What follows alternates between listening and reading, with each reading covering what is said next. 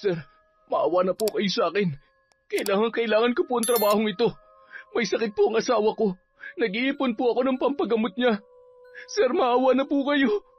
Kung kinakailangan ko pong lumuhod at magmakaawa, gagawin ko. Pakiusap. Buo na ang desisyon ko. Sige na, umalis ka na. Eto ang pera. Siguro naman ay sapat na yan para makapagsimula ka.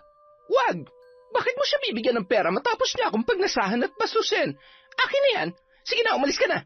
Ay, Victor, salamat ha. Napakasinungaling mong babae ka. Mapagkunwari at maruming babae. Sumpain ka ng langit sa ginagawa mo. Hindi pwede to. Paano na ako magugustuhan ni Victor kung ganito na ang itsura ko? Hindi niya ako pwede makita ng ganito.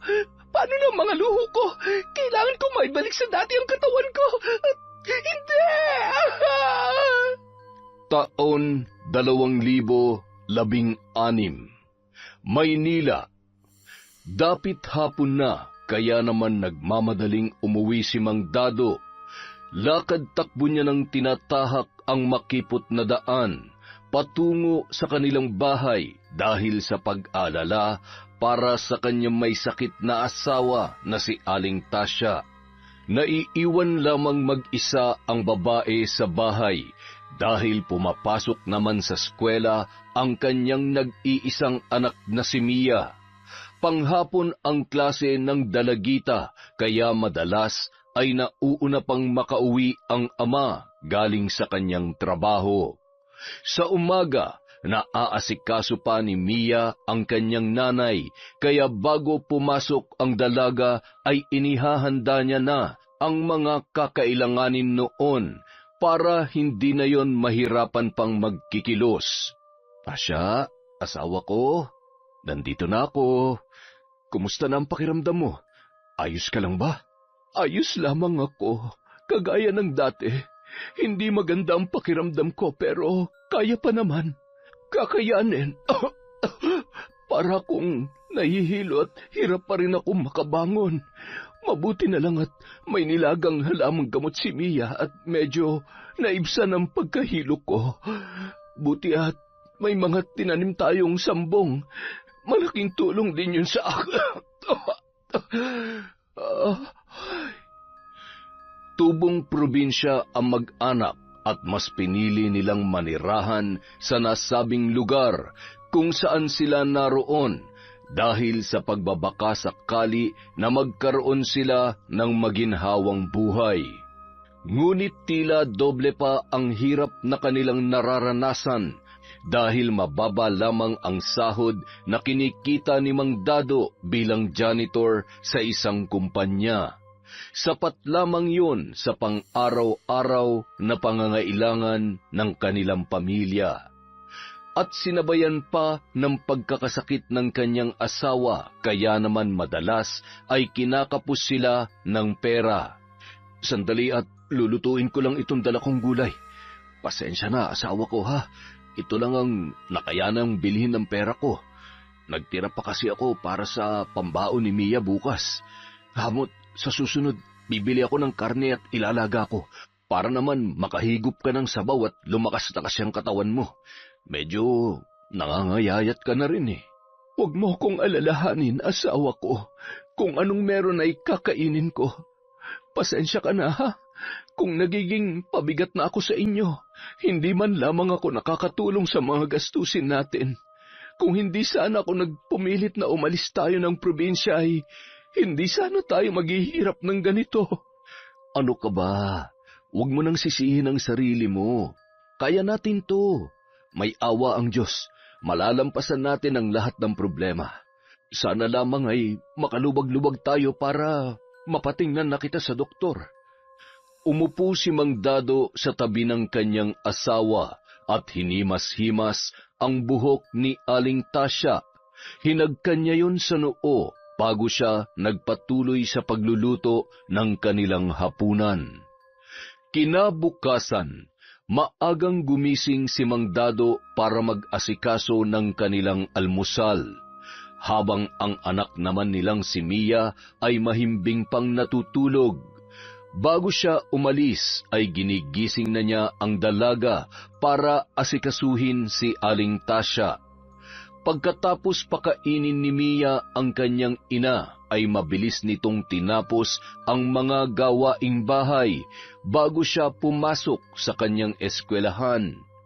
Napakasipag ng dalaga at halos maluhaluhang pinagmamasdan ni Aling Tasya ang kanyang anak.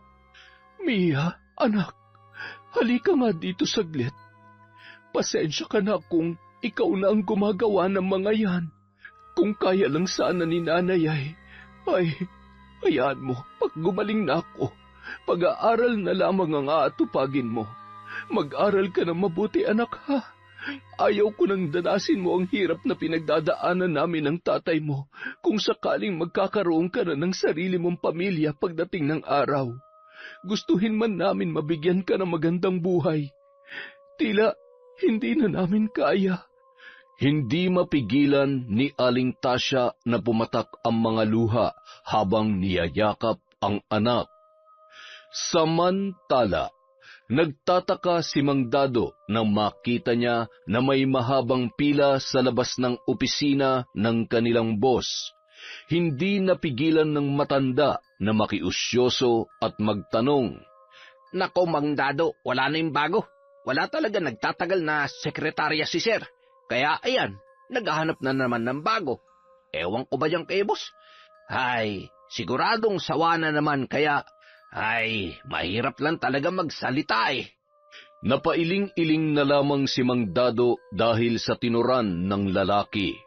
Batid nito kung ano ang tinutukoy tungkol sa kanyang boss na si Victor, ngunit hindi niya ugaling makialam dahil mas mahalaga sa kanya ang atupagin lamang ang kanyang trabaho. Batid ng ilang empleyado na matinik ang boss nila pagdating sa mga babae, lalo na kapag maganda at sexy. Halos karamihan sa mga naging sekretarya nito ay napapabalitang nagiging karelasyon niya, bagay na hindi maaaring malaman ng asawa niya dahil kakaiba kung magalit yun.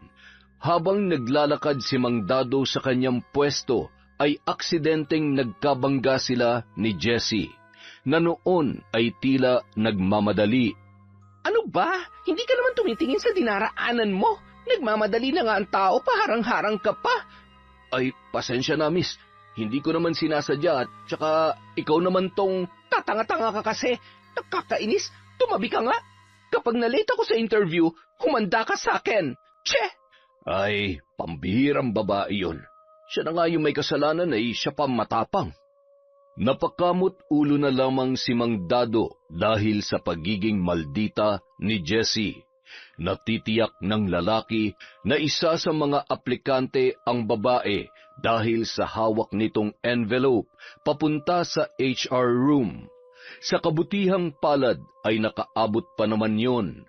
Napabuntong hininga muna ang babae bago umupo at pasimpleng tiningnan ang dalawa ring aplikante, sabay ngumisi na animoy batid niyang siya ang mapipili sa kanilang tatlo. Hinagod ng kanyang kamay ang buhok niya para ayusin. Inayos niya rin ang kanyang suot na damit bago ito pumasok sa loob, pati na rin ang sapatos niyang may barya bilang pampaswerte. Naniniwala kasi si Jessie sa kasabihan na kapag nilagyan ng barya ang sapatos na suot ay mawawala ang nerbiyos na nararamdaman ng isang tao kapag sumalang sa job interview. Hay, kaya ko to. Tiwala ka lang, girl. Paniguradong ikaw ang matatanggap. Samantala, habang papasok pa lamang si Jessie ay napalunok na ng laway si Victor nang makita ang babae. Maganda at sexy kaya hindi maitatanggi na mapapatingin sa kanya ang amo. Sa lahat ng mga aplikante na in-interview ng lalaki, kay Jessie lamang ito nagka-interes. Nakapagtapos naman ng pag-aaral ang babae at may karanasan na rin sa trabahong kanyang pinapasok. Kaya hindi na nagdalawang isip si Victor na tanggapin si Jessie. Kinamayan pa niya ito at ngumiti ng may kapilyuhan. Talaga po? Maraming salamat po, sir. Patutunayan ko po sa inyo na hindi po kayo nagkamali sa pagpili sa akin. Abot langit ang ngiti ni Jessie habang papalabas ng opisina. Habang naglalakad ang babae ay nadaanan nito si Mang Dado na naglilinis. Ikaw na naman? Hay nako, buti na lang at hindi minalas ang araw ko ngayon. Kaya lang, mukhang mabubwisit naman ako nito araw-araw at palagi ko na kayong makikita. Pero hindi bali na. At least may trabaho na ako. Hindi na lamang pinatulan ni Mang Dado ang babae. Hinayaan niya na lamang yon, ngunit naniniwala ang lalaki na baka kapag tumagal at nakilala siya nito ay baka magbago ang pakikitungo sa kanya. Dahil halos lahat ng mga empleyado doon ay mabait kay Mang Dado, palangiti at masipag kasi ang matandang janitor. Kinagabihan, hindi makatulog si Jessie sa sobrang tuwa na kanyang nararamdaman. Inihanda na niya ang kanyang susuotin sa pagpasok sa opisina kinabukasan. Hoy girl, matulog ka na at may pasok ka na bukas. Bawal ka malate. Kailangan magpakitang gilas ka para matuwa sa'yo si Sir Victor. Ang pogi niya pa naman kahit medyo may edad na. Ang sarap pumasok kapag araw-araw kang makakakita ng pogi. Hay, loka ka talaga, self. Pag yan nalaman ng boyfriend mo, lagot ka. Kinabukasan, maagang nag-asikaso si Jessie. Maaga rin siyang nakarating sa opisinang kanyang papasukan. Sa katunayan, siya ang kauna-unahang dumating doon. Habang naghihintay si Jessie na magbukas ang kumpanya, sakto namang kararating lamang ni Mang Dado. Binati niya ang babae, ngunit matipid na ngiti lamang ang itinugon noon. Ilang minuto lang, nagsidatingan na rin ang mga empleyado at pumasok na ang lahat sa loob. Habang si Jessie ay nasa tabi at pinagmamasdan ang kanyang mga katrabaho sa kanilang mga ginagawa, maya-maya pa ay tinawag siya ng isang babae at sinimulan na ang pagtuturo sa kanya ng mga dapat niyang gawin at tandaan. Madali lang naman pala mga gagawin. Kayang-kaya ko yan. Sisiw lang sa akin yan. Huwag ko lang makita yung matandang yon at masisira ang araw ko. Ewan ko ba, naaalibadbaran talaga ako sa kanya. Noong araw ding yon, pagkatapos ng trabaho ni Jessie ay sinundo siya ng kanyang boyfriend at kumain sila sa labas para mag-celebrate sa pagkakaroon niya ng bagong trabaho. Nang maihatid na si Jessie ng kanyang boyfriend sa bahay, ay agad na itong nagpahinga. Ramdam niya ang pagod sa buong maghapon ng pagtatrabaho. Nanibago rin kasi ang kanyang katawan sa pabalik-balik sa iba't ibang departamento ng kumpanyang yon. Sunod-sunod na rin ang kanyang paghikab dahil sa labis na antok na kanyang nararamdaman. Makatulog na nga at maaga pa ulit ako bukas. Samantala, habang kumakain ng hapunan si Mang Dado ay bigla na lang nahimatay si Aling Tasya. Tarantang inalalayan ng lalaki ang kanyang asawa. Pinapaypayan ni Mia ang ina habang hinihilot naman ng ama ang kamay nito. Maya-maya pa ay nagkamalay na rin yun. Sa tingin ko, kailangan ka na talaga namin madala sa ospital. Kung kinakailangan mangutang ay gagawin ko. Hindi natin pwedeng ipagsawalang bahala ang kalagayan mo. Asawa ko, wag. Hindi pa nga tayo nakakabayad sa mga naunang utang natin eh. Ayos lang ako.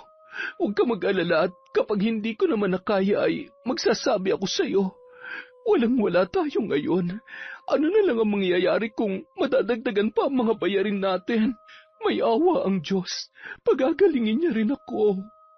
Ilang araw ang lumipas ay unti-unti na rin gumagaling sa sakit na iniinda si Aling Tasya. Ngunit hindi pa rin gaanong malakas ang kanyang katawan. Asawa ko, huwag ka muna masyadong magkikilos at mahirap na. Magpalakas ka muna. Hayaan mo na muna si Mia sa mga gawaing bahay. Ayos na ako, asawa ko. Kaya huwag ka na mag-alala. Pwede na nga yata ako magtrabaho eh. Matutulungan na kita sa mga gastusin dito sa bahay. Huwag mo na munang isipin yan. Mas mabuti nang nag-iingat tayo kesa mabinat ka. Makalipas ang 1 buwan, madaling nagamay ni Jessie ang kanyang trabaho, kaya naman natuwa si Victor sa pinapakitang sipag at kahusayan ng kanyang bagong sekretarya. Madalas din itong pinupuri ng lalaki. Nahalata rin ni Mang Dado ang pagiging malapit nito sa kanilang boss. Kabisadong-kabisado niya na ang galawan ni Victor kapag natitipuhan nito ang isang babae, ngunit ipinagsawalang bahala niya lamang yun. Isang araw, nagulat si Jessie dahil may inabot na regalo ang kanyang boss sa kanya. Tuwang-tuwa ang babae dahil unang beses niya lamang makatanggap ng mamahaling bag. Sir, sigurado po ba kayong para sa akin talaga to? Hindi naman po sa ayaw ko nang binibigay nyo, pero bakit nyo po ako naregaluhan? Hindi ko naman po karawan at lalong malayo pa naman po ang Pasko. Ano ka ba naman? Bakit sa karawan lang ba pwedeng magbigay ng regalo? Alam mo, natutuwa lang kasi ako sa kasipagan mo sa trabaho. Kaya marapat lang na bigyan kita ng munting regalo. At sayong-sayo yan. Pero sir, nakakahiya naman po. Bakit ka naman mahihiya? Kusang loob ko naman na ibinibigay yan. Tanggapin mo na. Sige ka, magtatampo ko. Kayo po talaga, sir. Masyado kayong palabiro. Sige na nga po. Marami pong salamat, sir. Noong una ay hindi binigyan ng mali siya ni Jessie ang pagiging mabait ni Victor sa kanya. Nasundan pa ang araw na yon, at kung ano-ano pa ang binibigay sa kanya ng kanyang amo. Isang beses, niyaya rin siyang kumain noon sa labas. Noong una ay ayaw niyang pumayag kasi baka magalit ang asawa ni Victor at pag-isipan pa sila ng masama. Lalo na't nakarating sa kanya na selosa yon. Naging mapilit naman ang kanyang boss, kaya sa huli ay napapayag din siya noon. Hay, bahala na nga. Wala namang makakakita sa amin. At saka, ang hirap naman tumanggi sa napakapogi kong boss. Sa tuwing magkasama sila, ay napapansin na ni Jessie ang mga kinikilos at kung paano siya itrato ni Victor. Hindi niya rin maiwasang mapaisip. Ngunit sa halip na mag-alala, bahagyang napangiti pa ang babae dahil naibibigay ng kanyang boss ang mga luho na kailanman ay hindi maibigay ng kanyang kasintahan. Sa kabilang banda, mahimbing na sanang natutulog si Mang Dado at ang anak nitong si Mia nang magising sila sa sunod-sunod na pag-ubo ng asawa nitong si Aling Tasya. Asawa ko, ayos ka lang ba? Sandali at kukuha lamang ako ng tubig. Pagkakuha ni Mang Dado ng isang basong tubig, agad niyang pinainom si Aling Tasya na nooy wala pa ring humpay sa pag-ubo. Nang makainom ito ay medyo guminhawa na ang kanyang pakiramdam. Nag-alala naman ang lalaki sa kalagayan ng kanyang asawa. Siguro'y napagod ka na naman kanina. Sabi ko na sa'yo huwag ka nang tumanggap na nabada at makakasama sa katawan mo. Ayan, inatake ka na naman ng ubo mo. Huwag mo akong alalahanin. Bukas ay wala na ito. Maglalaga lamang ako ng lagundi. Huwag ka na mag-alala. Sige na, matulog ka na at maaga rin ang pasok mo bukas. Pinipigil ni Aling Tasya ang kanyang ubo dahil sa ayaw na nitong maistorbo ang tulog ng kanyang mag-ama. Lumabas na lamang siya ng kwarto at nagtungo sa kusina para maglaga ng lagundi. Pagkatapos niyang uminom ay naramdaman niya ang pagluwag ng kanyang paghinga at nawala na ang pangangati ng kanyang lalamunan. Kaya't ilang minuto lang ay bumalik na rin siya sa kanyang higaan at nakatulog na ang babae. Nang sumunod na araw, Bago mag-uwian, pinapunta ni Victor si Jessie sa kanyang opisina at kagaya ng dati ay may ibinigay na naman ito sa babae. Sakto namang nag-uwian na ang mga empleyado at nagpaiwan naman si Jessie dahil may kailangan pa siyang tapusin. Sir, sobra-sobra naman po ang ginagawa at binibigay niyo sa akin. Ayoko pong isipin na higit pa sa sekretary ang turing niyo sa akin. Pero ano po bang ibig sabihin nito? Ang totoo, naguguluhan na rin po ako. Tatapatin na kita, Jessie. Gusto kita.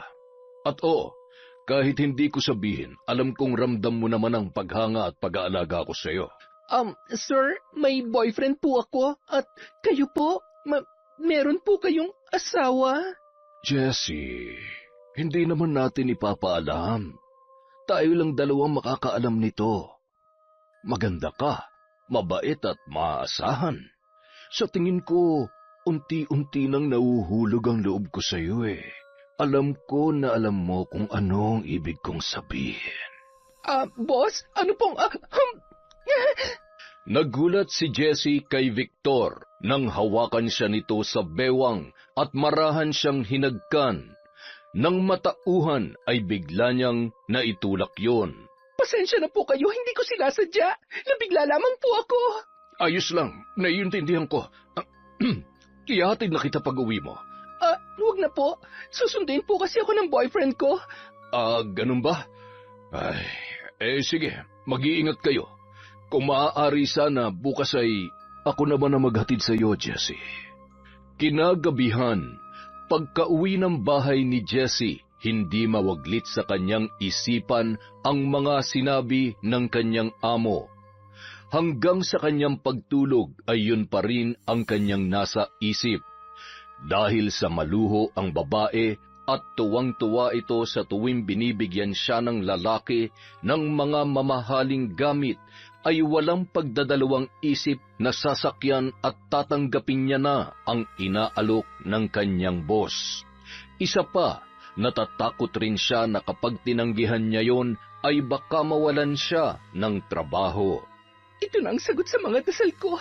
Kung papatulan ko si Sir, hindi ko na kailangan magpakapagod sa paulit-ulit na pag-a-apply ng trabaho. At saka, ano naman ang aasahan ko sa boyfriend ko? Mukhang wala naman siyang plano na maghanap ng mas magandang trabaho. Kay tandang Victor, magbubuhay prinsesa ako. Kaya lang, mahal ko yung mokong na yun. Pero, mabubusog ka ba sa pagmamahal, ha, Jessie? Hay, mag-isip ka nga na maayos. Huwag mo sayangin ang oportunidad na lumalapit sa'yo. Kinabukasan, lalong nag-ayos at nagpaganda si Jessie. Bago pumasok sa opisina ni Victor, ay matagal niya munang tinitigan ang sarili sa salamin. Siniguro niya na mas lalong magagandahan sa kanya ang lalaki. Halos lumuwa naman ang mata ni Victor na tinititigan ang magandang hubog ng kanyang katawan. Biglang isinara ni Victor ang pinto ng kanyang opisina at agad na hinila at mahigpit na niyakap si Jessie. Mukhang lalo ka yatang nagpaganda at nagpabango ngayon ah. Hindi naman. Ikaw talaga lagi mo na lang akong pinubola. Boss, tungkol po sa sinabi niyo sa akin kahapon, pumapayag na po ako. Ha? Talaga? Hindi nga. Sobrang saya ko, Jessie. Hindi mo pagsisisihan ito. Mula nung araw na yon, ay madalas nang magpaiwan si Jessie sa opisina. Palaging rason nito ay may tatapusin pa siya sa tuwing niyayaya na siyang umuwi ng kanyang mga katrabaho. Ngunit nakikipaglandian lamang pala yon kay Victor. Hindi rin mapigilan ng kasintahan ng babae na magtampo dahil madalas nang late itong umuwi at wala na silang oras para lumabas. Minsan, nauuwi pa sa away ang kanilang pag-uusap. Walang kaalam-alam ang lalaki sa kalokohang ginagawa ng kanyang kasintahan. Samantala, kahit na medyo nahihirapan si Aling Tasya Dahil sa mayat mayang pag-ubo ay pinilit pa rin nitong tumanggap ng labada sa kagustuhan na makatulong sa kanyang asawa. Nagkataon naman na walang pasok si Mia noon, kaya tinulungan nito ang ina sa paglalaba. Nay, magpahinga na po muna kayo. Ako na lang po ang tatapos nito. Baka mas lalo pang lumala ang ubo ninyo. Huwag na po muna kayo magpakapagod. Magagalit na naman si tatay kapag nalaman niya na tumanggap na naman kayo ng labada. Sige na po, Nay. Ako na po ang bahala dito. Nang makaramdam ng pagkahapo si Aling Tasya ay nakinig na ito sa kanyang anak. Ipinaubaya niya na lamang sa dalaga ang paglalaba at nagpahinga na. Sakto namang kararating lamang ni Mang Dado at nakita ang itsura ng kanyang asawa na parang hinahabol ang kanyang hininga. Ang tigas naman ng ulo mo, Tasya eh. Di ba sabi ko na sa'yo huwag ka nang tumanggap ng labada? Sa halip na makatulong ay mas lalo mo lamang pinapalala ang sitwasyon. Paano kung lumala yung sakit mo? Abay kulang pa yung kikitain mo sa paglalaba. Hayaan mo na ako na lamang ang dumiskarte sa mga gastusin natin. Oo nga, Nay. Ayaw niyo kasi makinig eh. Sinabihan ko na nga po kanina na huwag na maglaba at mapapagod lang siya. Nahihiya daw po siya sa inyo, Tay. Pakiramdam niya daw po, pabigat na siya sa atin. Oh, ayan. Pinagtutulungan niyo na naman ako mag-ama. Sige na, pasensya na. Gusto ko lamang naman na makatulong. Hindi ko naman akalain na... Sino ba naman ang gustong maging pabigat at... Ay, asawa ko, mas mahalaga sa amin ang anak mong kaligtasan mo. Kaya utang na loob, huwag mo nang pilitin ang sarili mo. Tingnan mo, sa halip na tuluyang kang gumaling ay nagkakasakit ka na naman. Sige na, tumahan ka na. Pasensya na kung nakapagsalita na naman ako ng hindi mo gusto. Nag-aalala lang naman ako sa kalagayan mo. Naaawa rin naman ang mag-asawa sa kanilang anak. Madalas siyang tuksuhin ng kanyang mga kaklase dahil sa kanilang estado sa buhay. Ni hindi man lamang nila mabilhan ng bagong uniforme ang dalaga at maging ang butas na sapatos ay pinagtsatsagaang suotin ni Mia. Pero kahit ganoon ay nagpapasalamat pa rin ang dalaga at ni minsan ay hindi nagawa noong magreklamo. May awa ang Diyos. Malalampasan din natin ang paghihirap na ito. Balang araw, makakaahon din tayo. Huwag tayo mawala ng pag-asa. Magpahinga na muna kayo. Sige na, ako na ang magluluto ng hapunan natin. Kahit napagod sa trabaho si Mang Dado ay pinilit niya pa rin makapagluto dahil naawa siya kay Mia. Alam niya na pagod na rin sa paglalaba ang kanyang anak. Kahit nahihirapan sila mag-asawa ay hindi rin nila maitago ang kasiyahan sa kanilang mga muka tuwing nakikita nila kung gaano sila kaswerte sa kanilang anak na si Mia. Isang araw, nang mag-uwian na ang ibang mga empleyado ay agad na sinimulan ni Mang Dado ang paglilinis. Lagi niyang pinapahuling linisan ang opisina ni Victor dahil minsan ay may tinatapos pa ang boss niya, kaya ayaw niya itong istorbohin. Nung mga oras na yon, buong akala ng lalaki ay nakaalis na ang kanyang boss Victor. Kaya nagmamadali na siyang pumunta sa opisina nito para maglinis at makauwi na rin siya. Ano ba? Nakikiliti ako. Tumigil ka nga. Baka may makarinig at makakita sa atin. Isusumbong tayo niyan sa asawa mo. Huwag kang mag-alala. Nagsiuwian ng mga empleyado. Tayo na lang ang nandito. Malaya natin magagawa. Ano man ang gustuhin natin, Jessie. Narinig ni Mang Dado ang mga ungol at halinghing at dahan-dahan niyang binuksan ang pinto para silipin ang loob. Nanlaki ang kanyang mga mata nang bumungad sa kanya ang mainit na tagpo ng dalawa. Habang nakaupo si Victor ay nakapatong naman sa kanyang mga hita si Jessie at naghahalikan ang mga yon. Ha? Mang Dado? Ay, Sus Mariosep, Naku, pasensya na po, boss. Akala ko ay nakauwi na kayo. Sige po, babalik na lamang po ako mamaya. Sige na, Mang Dado. Maglinis ka na rito. Binabalaan din pala kita na wala sana makakaalam sa kung anong nakita nyo kanina. Nagkakaintindihan ba tayo? Opo. Makakaasa po kayo, boss. Pasensya na po talaga. Agad namang umalis na ang dalawa at ipinagpatuloy sa sasakyan ang kanilang ginagawa. Ay, Bakit? Napagod ka ba? hindi. Naiinis lang ako sa matandang yon. Natatakot ako, Victor. Paano kung magsumbong siya? Kapag nalaman ng asawa mo, siguradong... Kilala ko yung lalaking yon. Hindi siya nakikialam sa mga ganitong bagay kaya wala kang dapat ikatakot. Huwag ka nang sumimangot at sige ka, masisira ang ganda mo. Pakis nga ulit. Nanggigigil talaga ako sa iyo. Ikaw talaga?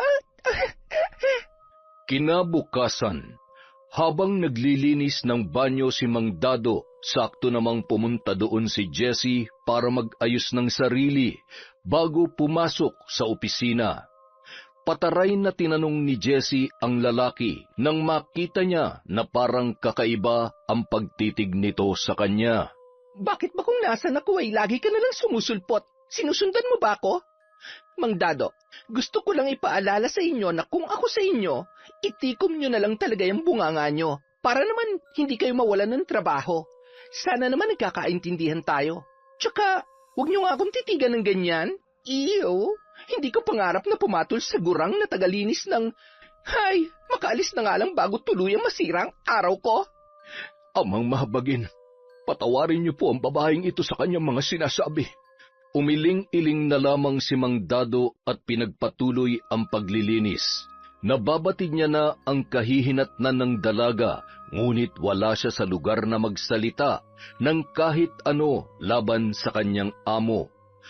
Unang-una, iniingatan niya rin ang trabaho na meron siya. Ibang-iba na talaga ang ugali ng mga kabataan ngayon.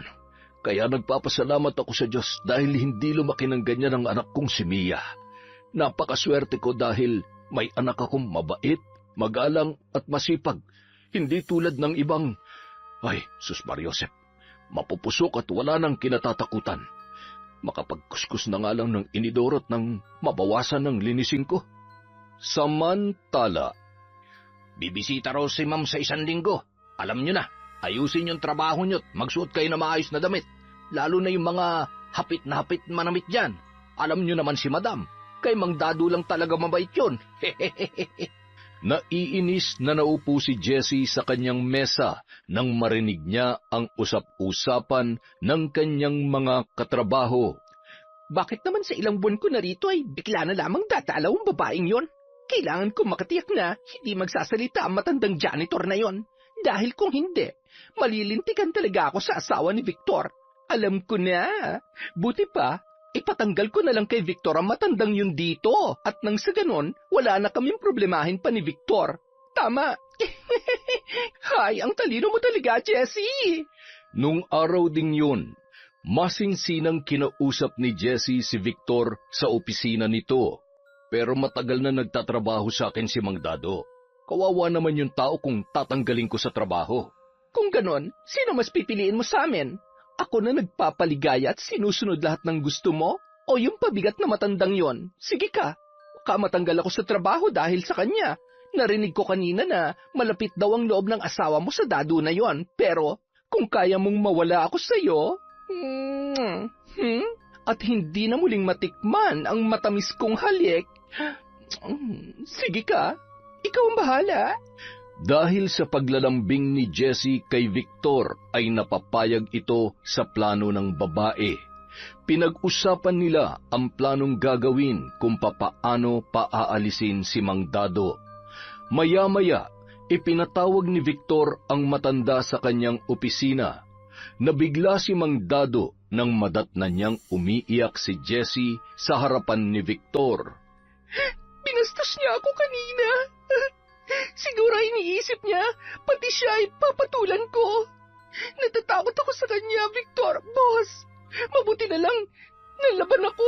Kung hindi, baka nagawa niya ng masama niyang binabalak sa akin. Ha? Ano? Sir, hindi po totoo ang sinasabi niya. Hindi ko siya binastos. Ni hindi nga kita nakita o nakasalubong kanina. Bakit ka nagsisinungaling? Huwag mo namang gawin sa akin to. Sumunod naman ako sa pakiusap niyo sa akin at wala po akong pakialam kahit ano pa mang namamagitan sa inyong dalawa, sir. Huwag na kayong magpaliwanag, Mang Dado. Tingnan niyo kung anong ginawa ninyo. Natrauma si Jessie sa nangyari. Hindi ako makapaniwala na magagawa mo yun. Hindi ko ito pwedeng palampasin. Baka mamaya hindi lang si Jessie ang mabiktima mo. Pero sir, kilala niyo po ako. Hindi ko po talaga magagawa ang binibintang ni Jessie. Malinis po ang konsensya ko't hindi ako ganyang klaseng tao. Yun na nga sa tagal mo na dito sa kumpanya ko, akala ko kilala na kita. Pero hindi pa pala. Pasensya na, ngunit wala na akong magagawa kundi tanggalin ka sa trabaho. Kailangan kong protektahan ang mga empleyado ko, lalo na mga babae. Sir, maawa naman po kayo sa akin. Kailangan ko po ang trabahong ito. May sakit po ang asawa ko. Nag-iipon po ako ng pampagamot niya. Sir, maawa na po kayo. Kung kinakailangan ko pong lumuhod at magmakaawa gagawin ko. Pakiusap. Buo ng desisyon ko, Mang Dado. Sige na, umalis ka na. Heto ang pera, siguro naman sapat na yan para makapagsimula ka. Wag! Bakit mo siya bibigyan ng pera matapos niya akong pagnasaan at bastusin? Akin na yan. Sige na, umalis ka na. Victor, salamat ha. Napakasinungaling mong babae ka. Mapagkunwari at maruming babae. Sumpain ka ng langit sa ginagawa mo. Hindi mapigilang pumatak ang mga luha ni Mang Dado habang papalabas ng opisina. Parang gumuho ang kanyang mundo dahil sa nangyari. Pinuproblema niya kung saan na siya maghahanap ng panibagong mapapasukan. Samantala, ang galing ko talagang umarte. Pang best actress ang level. Mabuti naman na tukumbinsi kita, Victor. Ang lakas talaga ng karisma ko. Dahil kung hindi umalis dito yung matandang yon, matatapos ang maliligayang araw mo. Ang sarap na ng buhay ko ngayon. Ayaw ko nang may sagabal pa sa plano ko at mga gusto kong mangyari. Nakaramdam ng awa si Victor, ngunit sa unang pagkakataon ay mukhang totoo na ang nararamdaman niyang pagmamahal sa babae. Ibang-iba kasi yun sa lahat ng mga nakilala niya at maging sa lahat ng kanyang mga naging sekretarya. Samantala, wala sa sariling naglalakad si Mang Dado papauwi sa kanilang bahay. Nang mga oras ding yun ay pauwi na rin si Mia galing sa eskwelahan. Maaga silang pinauwi dahil sumama ang pakiramdam ng kanyang guro. Paulit-ulit na tinatawag ng dalaga ang kanyang ama, ngunit parang hindi siya naririnig noon. Patakbong hinabol ni Mia si Mang Dado. Kahit anong tawag niya ay hindi pa rin siya nililingon ng kanyang ama. Humihingal na ang dalaga nang maabutan niya si Mang Dado. Tay, kanina ko pa po kayo tinatawag. Hindi niyo po ba ako naririnig? Oh, Mia anak, ikaw pala. Bakit ang aga mong umuwi? Wala ka na bang pasok? Pasensya na at hindi kita narinig. May iniisip lang kasi si tatay . Ay, masama po ang pakiramdam ni ma'am kaya pinauwi kami na maaga. Kayo po, bakit po ang aga niyo ring umuwi? Tsaka, bakit po ganyan ang itsura niyo? Umiyak po ba kayo? Bakit po namumugtoy ang mga mata niyo, tay? May problema po ba? May nang-away po ba sa inyo sa trabaho? Nasaktan po ba kayo, tay? Tay, sagutin niyo po ang tanong ko. Kumalma ka anak. Huwag kang mag-alala at magagawan ko naman ng paraan ng problemang pinagdaraanan ko. Tumigil muna saglit ang mag-ama at naupo sa may gilid ng daan. Doon ikinuwento ni Mang Dado sa anak na si Mia ang mga nangyari. Ayaw niya sanang ipaalam sa kanyang anak ang pagkatanggal niya sa trabaho, ngunit hindi niya na mapigilan na maglabas ng sama ng loob. Kaya minabuti niya na nasabihin na lang ito at nang mabawasan ang bigat na kanyang nararamdaman ng mga oras na yon. Ginawa po nila yon? Akala ko pa naman mabait yung boss ninyo, pero bakit ganun na lang niya kayo tinanggal? Hindi man lang nila kayo pinakinggan, at yung Jessie na yon, ang sama ng ugali niya. Gusto ko siyang sabunutan at sampalin. Sinungaling siya, Tay. Maling-mali yung ginawa niya. Gusto ko siyang tirisin na parang garapata. Hayaan mo na, anak. Diyos na ang bahala sa kanila. Alam nang nasa itaas ang katotohanan. Ang inaalala ko lang ngayon ay kung paano ng plano nating pagpapagamot sa nanay mo ngayong wala na akong trabaho. Ay, sabi ko naman po sa inyo, Tay, titigil na lang ako sa pag-aaral eh. Maghahanap na lang po ako ng trabaho. hindi pwede, anak. Ilang beses ka nang tumigil sa pag-aaral. Paano ka pa makakatapos niyan? Mas lalo lang tayong mahihirapan kapag hindi ka nakapagtapos. Mas maigi nang may pinag-aralan ka para may makuha kang maayos na trabaho. Ako na ang bahala. Kaya ito ni tatay. Bukas na bukas din ay maghahanap ako ng malilipatan. Huwag na po kayo malungkot, Tay. Sana nga po ay makahanap kayo agad ng trabaho. At sana tubuan din ng konsensya ang babaeng yon. Wala siyang awa. Pati na rin ang boss nyo. Niyakap na lamang ni Mang Dado ang anak at nagpatuloy sila sa paglalakad. Ang iniisip ngayon ni Mang Dado ay kung papaano niya sasabihin sa kanyang asawa ang nangyari. Ayaw niya yung mag-alala dahil mas makakasama lamang yon sa kalagayan ng kanyang asawa.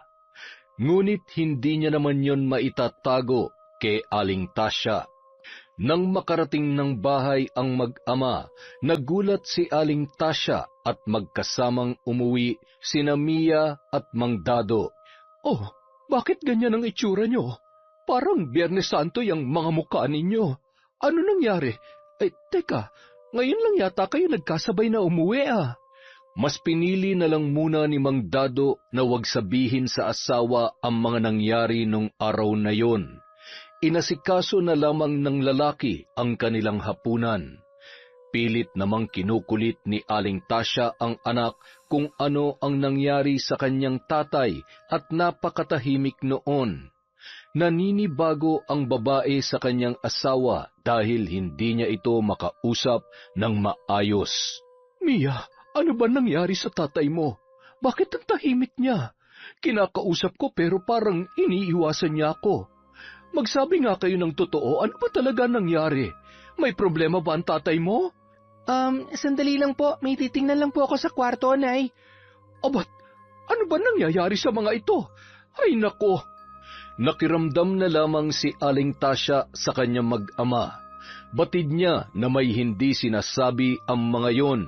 Kinabukasan, maagang nagising si Aling Tasya, ngunit ipinagtataka nito kung bakit hindi pa nag-aasikaso si Mang Dado sa pagpasok sa kanyang trabaho. Kaya muli niya na namang tinanong yun. Napansin din ng babae na napakalalim ng iniisip ng kanyang asawa habang humihigop ng kape. Dado, sabihin mo nga sa akin, may problema ka ba sa trabaho? Bakit parang wala ka yatang planong pumasok? Nasisante ka ba? Kapag hindi mo sinagot ang tanong ko, pupunta ako sa... Oo na, ito na, sasabihin ko na. Pambihira ka naman talaga, oo. Ayaw ko lang naman kasi na mag-alala ka. Ayaw niyo ako mag-alala eh. Halos hindi na ako makatulog sa kakaisip kung anong sinisikreto niyo sa akin. Ang totoo, nasisante ako dahil sa bagong sekretarya ni boss. Pinagbintangan ako na binastos ko daw siya. Hindi ko nga nakita ang anino ng babae na yung kahapon. Gumawa lang siya ng kwento dahil siguradong iniisip niya na ipagkakalat ko ang nakita kong kalokohan nila ni boss sa opisina. Sa tingin ko ay pinagkaisahan nila ako. Hindi ko lubos maisip na magagawa sa akin to ni Victor pagkatapos ng matagal ko ng pagsiservisyo sa kanyang kumpanya. Ay, buwisit na babaeng yun. Kabago-bago ang lakas ng loob. Isa rin yung boss mo na saksakan ng kakatihan sa mga babae. Hayaan mo sila. Darating din ang karma nila. Lalabas at lalabas din ang katotohanan. Mahuli nawa sila ng asawa ng Victor na yon. Kaya lamang, paano na tayo ngayon? Paano ng pag-aaral ng anak natin? Pinakalma ni Mang Dado ang kanyang asawa. Mabuti na lamang at nakinig naman ang babae. Narinig ni Mia ang pag-aalala ng kanyang mga magulang. Nagpumilit naman ito na tumigil na sa pag-aaral at magtatrabaho, ngunit hindi sumang-ayon ang ama nito.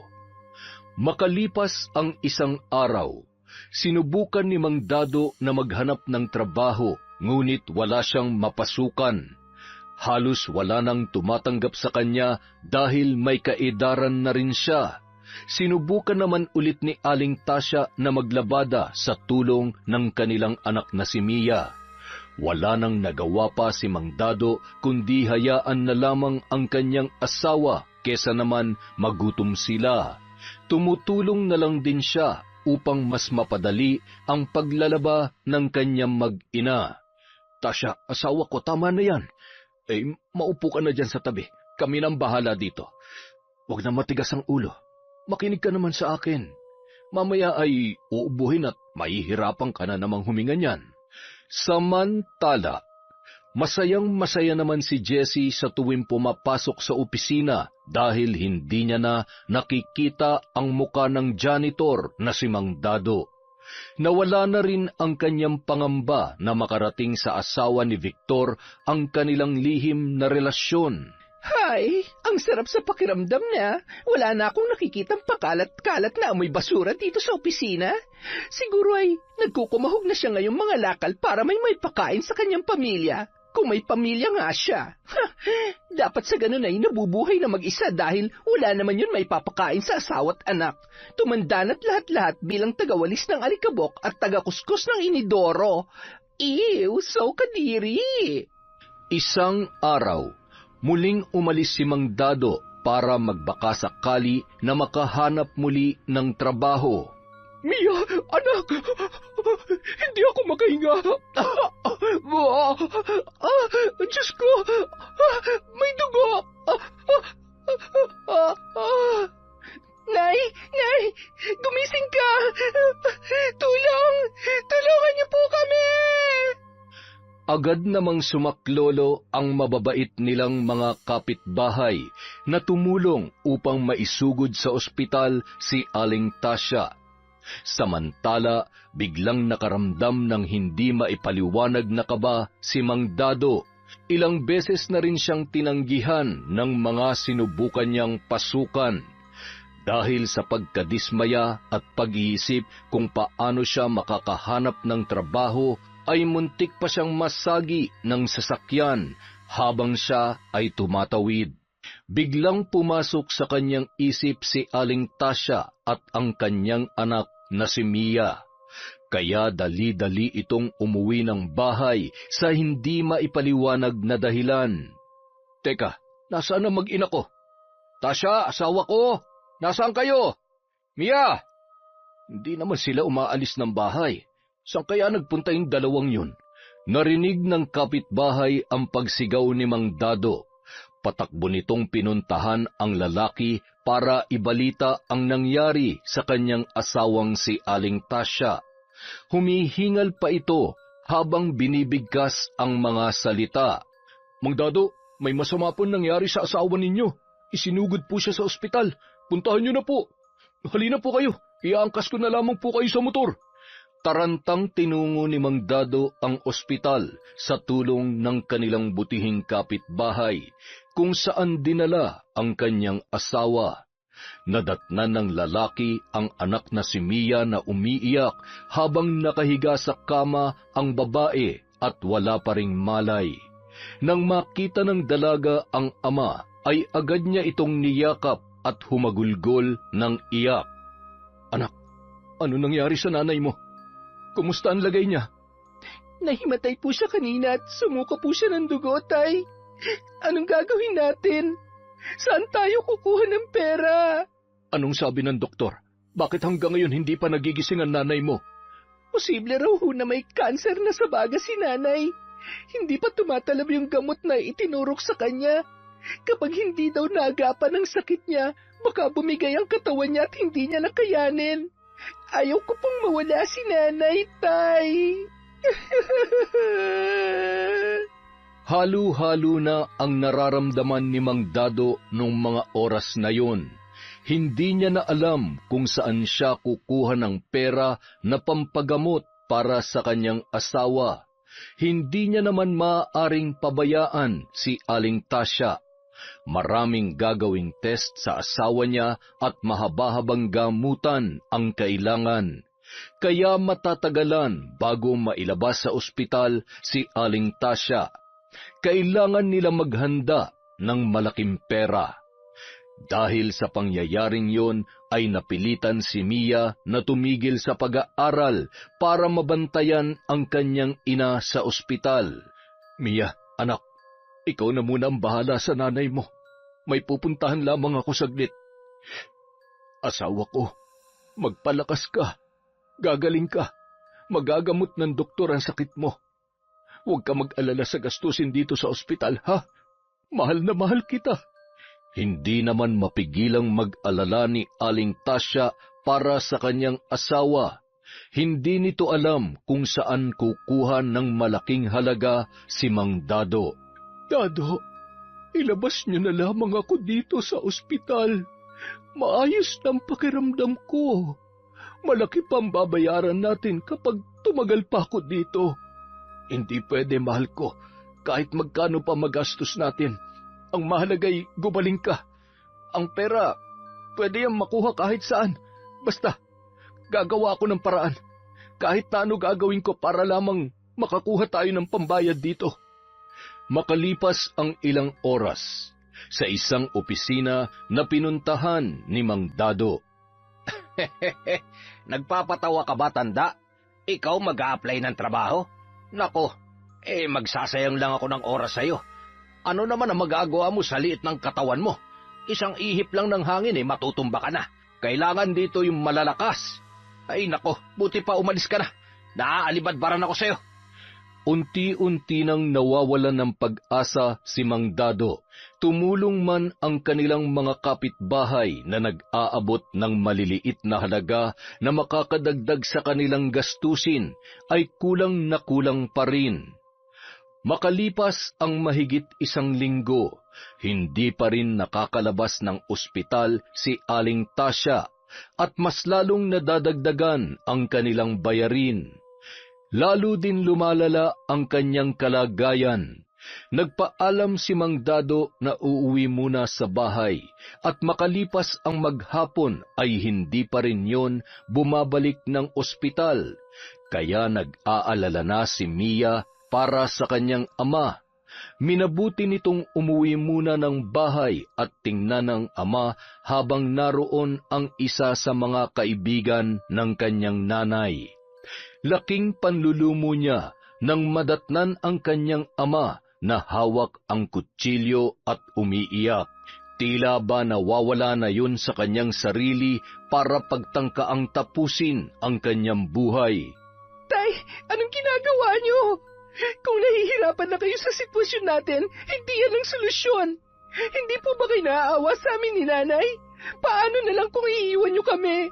Tatay, may sakit si nanay. Kapag nawala ka, anong gagawin ko sa inyo? Paano ko kayo ipapalibing, ha? Iiwan niyo ba talaga kami sa ganitong kalagayan? Patawarin mo ko, anak, kung naging mahina ako't makasarili. Nasa kagustuhan kong takasan ang problema natin. Hindi ko nainisip na mas lalo ko lamang pinabibigat ang sitwasyon. Patawarin niyo ko, anak. Gulong-gulo na ang utak ko. Wala akong kwentang ama at asawa. Patawarin mo ko. Tay, kailangan ko po kayo. Huwag niyo po kaming iiwan ni nanay. Labis na awa ang naramdaman ni Mia sa naging epekto ng mga nangyari sa kanyang ama. Sa sobrang galit nito sa mga taong naging dahilan ng pagkawala sa trabaho ng kanyang ama, sumagi sa kanyang isip ang itim na karunungan na minsan na ring itinuro sa kanya ni Aling Tasya. Ito na ang pagkakataon. Sabi ni Inay, gagamitin ko lamang ito kapag kailangan na. Kailangan ko kayong turuan ng leksyon. Lalo-lalo ka na, ambisyosang babae ka. Hinabak mo lahat, makuha mo lamang ang gusto mo. Kahit na may inosenteng taong madadamay, pagsisisihan mong ginawa mo sa tatay ko. Magbabayad kayo. Tandaan niyo yan. Kinaumagahan, nang maging maayos na ang pakiramdam ni Mang Dado, pumunta na siya sa ospital para palitan sa pagbabantay ang kanyang anak na si Mia. Ang dalaga naman ang umuwi sa kanilang bahay para makapaligo at makapagpalit ng damit. Nang araw ding yun, sinamantala ni Mia na gawin ang pambabarang sa mga taong nagkasala sa kanyang ama gamit ang larawan na kanyang napili mula sa social media account ni na Jessie at Victor. Ngayon humanda kayo. Matitikman niyo ang galit ng anak ng kinawawa niyong janitor. Ipapalansap ko sa inyo ang bunga ng mga kasalanan ginawa niyo. Sariling kaligayahan niyo lang ang iniisip niyo. Hindi na kayo naawa sa taong nagsusumikap para sa kanyang pamilya. Hindi niyo may tatago ang baho at kataksilan niyo. Nagtungo si Mia sa kwarto ng kanyang mga magulang at binuksan ang kabinet kung saan itinago ng kanyang ina ang aklat ng karunungan. Ngayong kumpleto ng mga kailangan ko, maaari ko nang simulan ng ritual. Napakaamo ng mga mukha ninyo. Akala mo kung sino mga mababait, mga walang puso. Kung gaano kaamo ang pagmumukha nyo, kabaligtaran ng ugali ninyo. Lasapin niyo ang parusang nararapat sa mga taong maiitim ang buti at buhay pa'y nasusunog ng mga kaluluwa sa impyerno. Agad nang sinimulan ni Mia ang orasyon. Kumuha ang dalaga ng isang garapon, 3 itim na maliliit na kandila.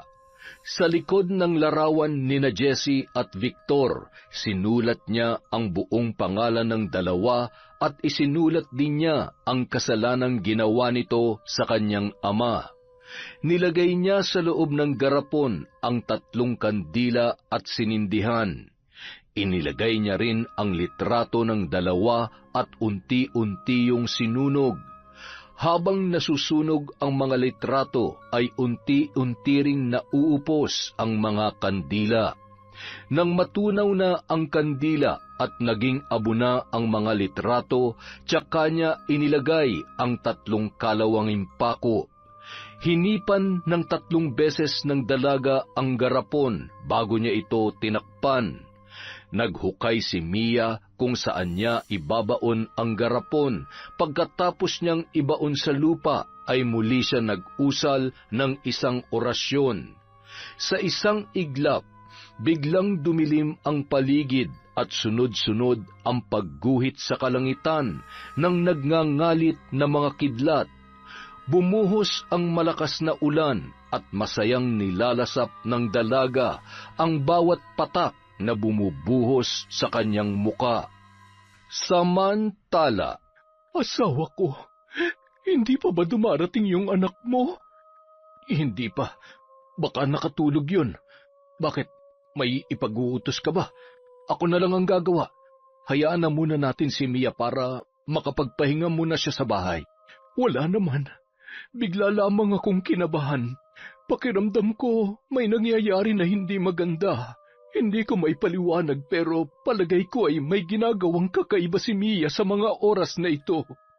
Ramdam ni Aling Tasya kapag may gumagalaw ng aklat ng karunungan. Bakas sa muka ng dalaga ang galit habang kinukwento nito sa ina ang nangyari kay Mang Dado kahapon.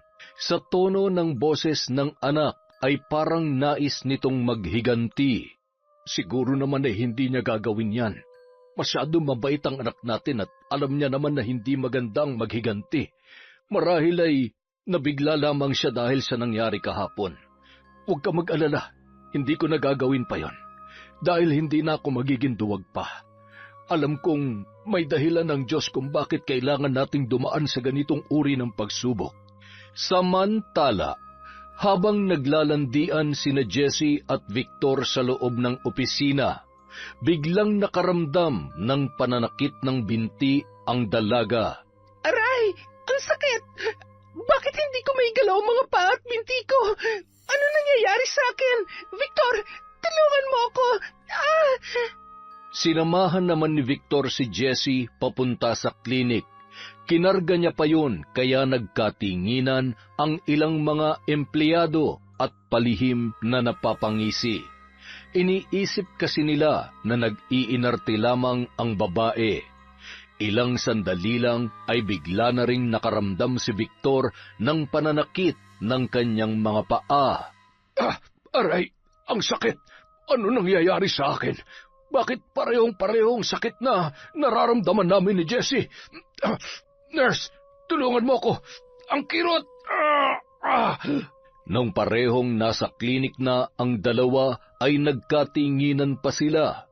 Pareho silang nagtataka sa kanilang nararamdaman. At kahit na pinainom na sila ng gamot ay hindi pa rin mawala ang sakit na parang mababali ang kanilang mga buto sa tuwing igagalaw nila ang kanilang mga binti. Makalipas ang 2 araw, hindi muna pumasok si Jessie sa trabaho dahil halos hindi na nito maigalaw ang kanyang buong katawan. Unti-unti niya ring napapansin ang paglobo ng kanyang mga hita, paa at kamay at maging ang kanyang muka ay namamaga na rin. Tumulo ang luha ng babae nang makita ang sarili sa salamin. Nawala ang napakagandang hubog ng kanyang katawan. Maging ang kanyang pinakaiingatang muka ay hindi rin nakalampas. Hindi pwede to. Paano na ako magugustuhan ni Victor kung ganito ang itsura ko? Hindi niya ako pwedeng makita ng ganito. Paano na mga luho ko? Kailangan ko maibalik sa dati ang katawan ko. Hindi! Hindi normal ang paglaki ng katawan ni Jessie, kaya alam niya na may kakaibang nangyayari sa kanya. Kaya lang ay hindi niya matukoy ang dahilan ng pagbabagong yon. Isang araw, hindi na kinaya ni Jessie ang pananakit ng kanyang buong katawan. Wala siyang ibang mahingian ng tulong dahil kahit ang kanyang kasintahan ay itinakwil na siya at nakipaghiwalay na nang malaman nito ang kanyang pinaggagawa. Pinandirihan nito si Jessie at tuluyan ng iniwan. Kaya kahit na nahihirapan ang babae, ay nagpumilit itong pumunta sa opisina ni Victor para humingi ng tulong. Nanlaki ang mga mata ng lalaki nang makita niya ang dalaga. Maging ang kanyang mga katrabaho ay nagulat at muntik nang hindi makilala si Jessie. Jessie, ikaw ba yan? Ano nangyari sa'yo? Bakit ganyan ang itsura mo? Ano bang kinain mo, tumaba ka na ng ganyan? Hindi ito normal na taba, Victor. May kakaibang nangyayari sa akin. Ngunit hindi ko alam kung ano at bakit. Tulungan mo ako. Hirap na ako. Pareho lamang tayo. Gabi-gabi palagi akong nananaginip na masama. At sa tuwing magigising ako, nahihirapan akong maigalaw ang mga paa ko. Pero ilang sandali lang nawawala naman. Pabalik-balik at hindi ko maintindihan. Hindi sinasadyang marinig ng katrabaho ni Jessie ang pinag-uusapan ng dalawa nang sakto itong pumasok sa opisina ni Victor at may papipirmahan sa kanyang amo. Mawalang galang na po sa inyo, sir. Hindi naman po sa nakikialam ako. Narinig ko po kasi ang pinag-uusapan ninyo ni Jessie. Hindi po kaya binabarang kayo? Ayon sa aking narinig ay hindi normal ang mga nangyayari sa inyo. Taga-Sikihor po kasi ako kaya alam ko po ang mga ganyang kababalaghan. Barang? Totoo ba yan? At sino naman ang pwedeng gumawa nito sa amin? At ano naman ang kanyang dahilan para gawin ito?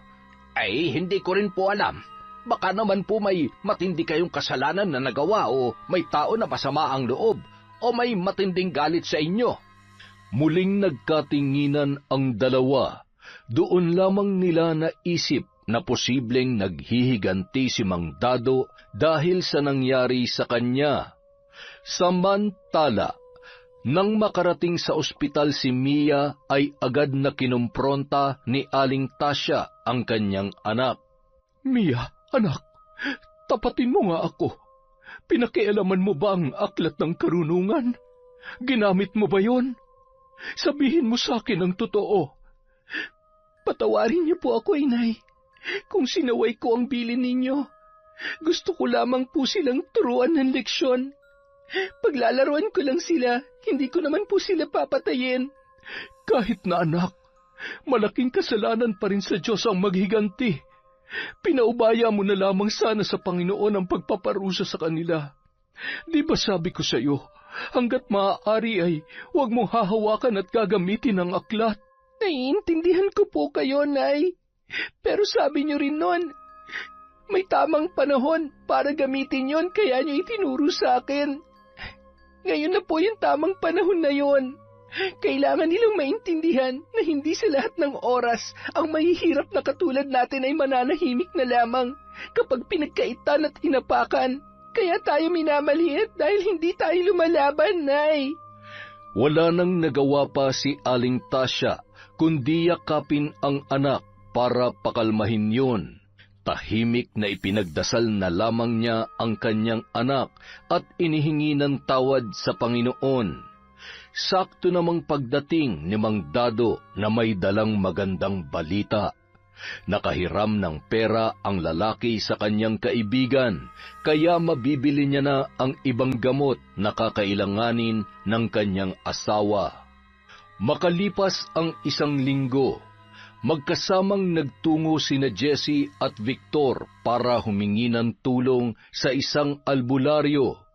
Walang kaalam-alam ang asawa ng lalaki dahil kasalukuyang nasa ibang bansa yun nung mga panahong yun.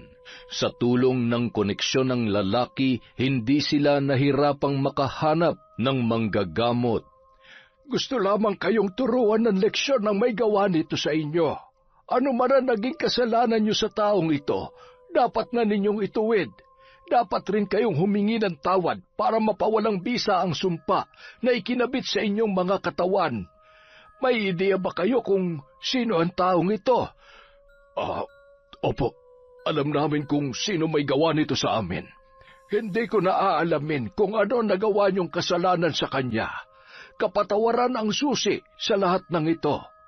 Nababatid ko na hindi naman sukdulan ng galit sa puso ng taong ito. Gusto lang talaga niyang bigyan kayo ng leksyon at mapagtanto ninyo ang inyong nagawang kasalanan. Gamit ang isang medalyon, nag-usal ng panalangin ang matandang manggagamot. Tinusok niya ng karayom sa katawan si Jessie. Nanlaki ang mga mata ng babae nang makita na walang humpay ang pagbulwak ng tubig at pag-agos nito mula sa kanyang katawan. Ilang sandali lang, unti-unti na yung nanumbalik sa normal. Samantala, si Victor naman ay dahan-dahang hinihilot ng matanda ang kanyang mga binti. Hindi ko masisiguro na hindi nababalik ang sumpa sa inyong katawan. Hanggat hindi binabawi ng mambabarang ang sumpa, ay paulit-ulit lamang ang mangyayari at posibleng mas lumala pa. Kaya wag na kayo mag-aksaya ng panahon. Puntahan niyo na siya at humingi na kayo ng tawad. Kagaya ng sinabi ng manggagamot, bago umuwi ang dalawa ay dumiretso sila sa bahay ni Mang Dado para humingi ng kapatawaran. Pagkarating nila roon ay wala silang nadatnan. Nalaman nila sa isang kapitbahay ni Mang Dado na nasa ospital ang mag-anak, kaya naman wala na silang inaksayang panahon at agad na nagtungo sa nasabing ospital. Nagulat sina Mang Dado nang makita nila ang dalawa. Sir Victor? Jessie? Anong ginagawa niyo dito? Ang lakas din ng loob ninyo na magpakita pa sa ama ko.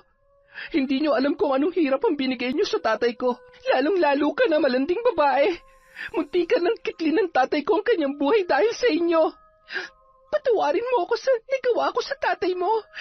Mang Dado, pinagsisisihan ko na po ang ginawa ko sa inyo. Natakot lamang po ako kasi... Dado, humihingi ako ng kapatawaran sa inyo. Napakalaki ng nagawa naming kasalanan. Taus-puso akong humihingi ng tawad. Mia, patawarin mo kami. Nakikiusap ako na bawiin mo na ang sumpa sa amin. Alam na namin na ikaw ang bumabarang sa amin. Pangako, magbabago na ako. Itatama ako na ang mga pagkakamali ko.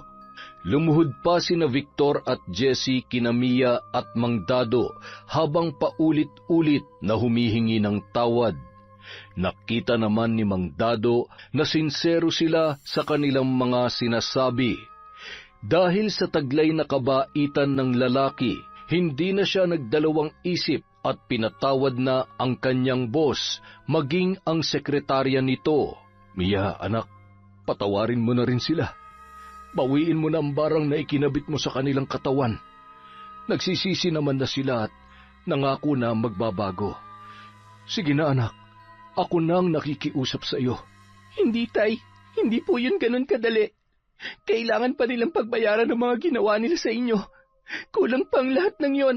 Sinasabi lamang nila na nagsisisi na sila at magbabago, pero hindi naman nila yung gagawin. Huwag po kayong maniwala sa kanila.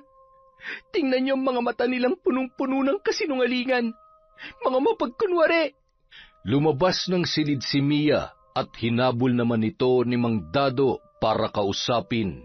Umiiyak pa ang dalaga sa sobrang galit na nararamdaman.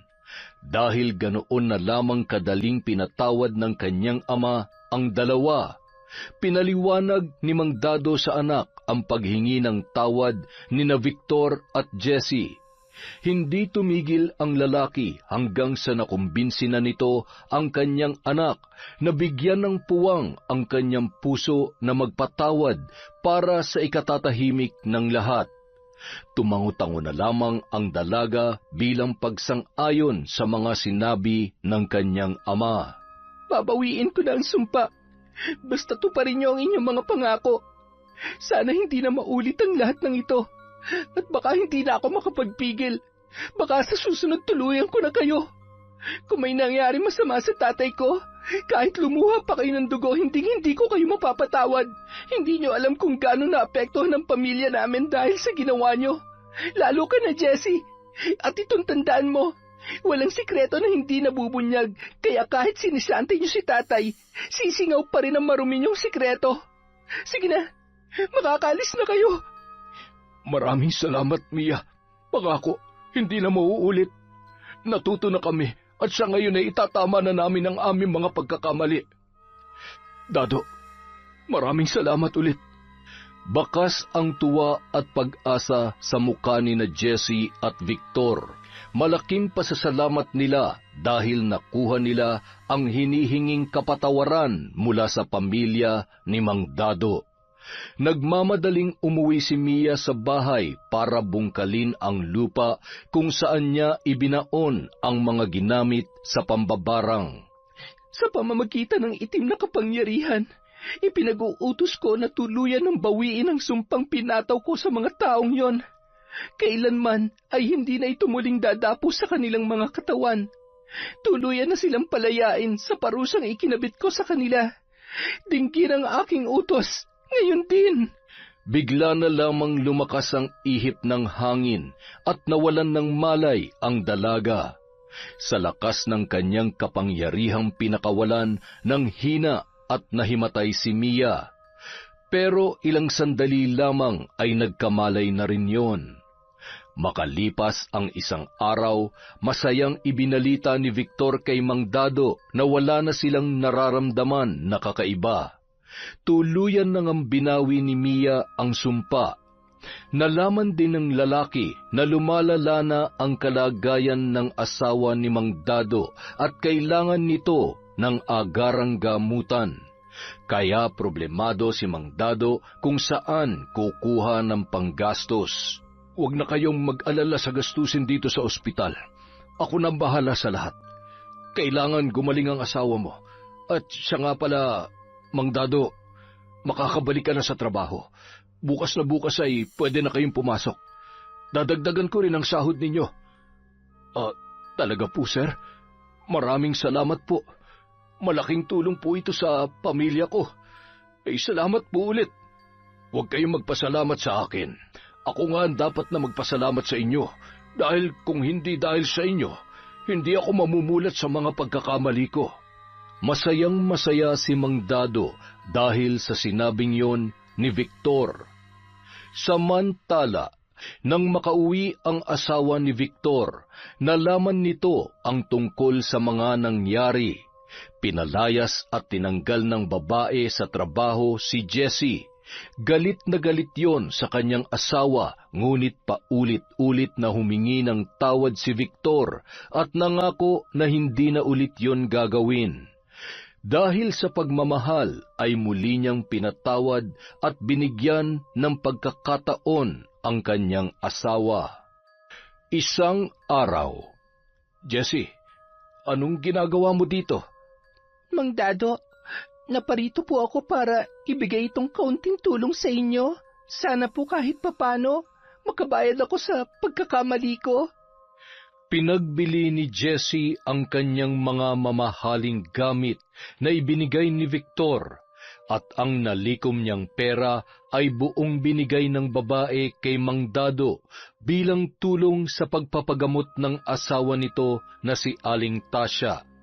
Sa una ay ayaw sanang tanggapin ng lalaki dahil wala ng trabaho ang babae, kaya mas kailangan nito ng pera. Ngunit dahil mapilit si Jessie at para na lang sa ikapapanatag ng loob at konsensya nito, ay taus-puso yung tinanggap at pinagpasalamat ni Mang Dado. Pero, paano ka ngayon? San ka napupunta? Magsisimula po ako ng panibagong buhay. May konting ipon pa naman po ako, at saka maghahanap po ako ng panibagong trabaho. Pagsisikapan ko na po ang lahat ng bagay na gugustuhin ko. Hindi ko na iaasa sa madaling paraan. Natuto na po ako at muli po akong nagpapasalamat sa inyo, Mang Dado. Abay, natutuwa naman ako dahil namulat ka na sa katotohanan. Hindi masama ang mangarap ng marangyang buhay. Kailangan mo lang pagsikapan at pagtrabahuhan yon. Masaya ako para sa iyo, Jessie. Naway magtagumpay ka sa panibagong mundong iyong tatahakin. Makalipas ang 1 linggo, nang mailipat na si Aling Tasya sa pribadong ospital at maoperahan, ay unti-unti na itong gumagaling. Nakauwi na rin ang mag-anak sa kanilang bahay. Salamat naman po, Nay, at nakalabas na kayo sa ospital. Dininig ng Diyos ang aking panalangin. Sa kabila ng pagkakasala ko sa Kanya, hindi niya pa rin tayo pinabayaan. Napakabuti po talaga ng Panginoon. Walang imposible basta buo ang paniniwala at pananalig mo sa Kanya. Oo, anak. Kailanman ay hindi niya tayo iniwan. Kaya nga matagal ko nang tinalikuran ang pambabarang. Matagal na akong nagbalik loob sa Kanya dahil alam kong siya lamang ang mas higit na makapangyarihan. Kaya labis ako nagsisisi na minsan kong itinuro yun sa iyo. Kaya nung nalaman ko na ginamit mo ang itim ng karunungan, hindi nawala sa puso ko ang pangamba at mag-alala para sa iyo. Huwag niyo na pong sisihin ang sarili niyo, Nay. Ang mahalaga po, lahat tayo ay natuto sa mga pagkakamali natin. Mahal pa rin tayo ng Diyos, higit pa sa pagmamahal natin sa Kanya. Basta, magpalakas na po kayo at mangako kayo sa akin na hindi na ulit kayo magkakasakit. Makalipas ang ilang sandali, dumating si Mang Dado bitbit ang mga gamit na kinuha niya mula sa tricycle na kanilang sinakyan pa uwi. Ay nako, tama na nga ang dramahan niyo mag-ina. Tulungan mo nga ako dito, anak, sa mga dala ko. Si tatay talaga kahit kailan panira. Namiss ko lang pong lambingin ng sobra si nanay. Mahigpit na nagyakapan ang tatlo at hindi na napigilang pumatak ang kanilang mga luha dahil sa labis na tuwa na sa kabila ng kanilang kinaharap na hamon ng buhay ay sama-sama nilang napagtagumpayan ang lahat ng yon. Makalipas ang 6 na taon, sa tulong ng binigay na scholarship ng kumpanyang pinagtatrabahuhan ni Mang Dado, ay nakapagtapos na ng kolehiyo bilang isang nurse si Mia. Mamimiss ka namin, Dado. Alam mo naman na malapit kayo sa lahat ng empleyado dito. Hinding-hindi namin makakalimutan ang kabaitan nyo, lalo na ng misis ko. Matutuwa siya kapag nalaman niyang ganap ng Nurse si Mia. Imbitahan nyo rin kami kapag blessing na ng bahay nyo, ha? Oo naman ho. Sigurado ho yun. At saka, ngayong aalis na ako ay wag na kayong babalik sa dati ninyong kalokohan at ay nako, mahirap na po yun. Ay nako, malabo na mangyari yun. Kinalimutan ko na ang bahaging yan ng buhay ko. Nako, hindi na ako makakahanap ng kasing bait at kasing ganda ng misis ko. Isa pa, alam nyo naman kung paano magalit yun. Ay siya, uuwi na ako. Dadaan pa ako sa palengke. Dadaanan ko mag-ina ko. Namili kasi sila ngayon. Ay sige, mag-iingat kayo sa inyong pag-uwi. Habang naglalakad ang matanda, ay bigla naman siyang nabangga ng isang babae na noon ay naglalakad din. Tinulungan niya pang damputin ang mga nalaglag na gamit noon. Ma'am Jessie, kayo po ba yan? Mang Dado? Uy, ang taba niyo na ho at parang bumata kayo.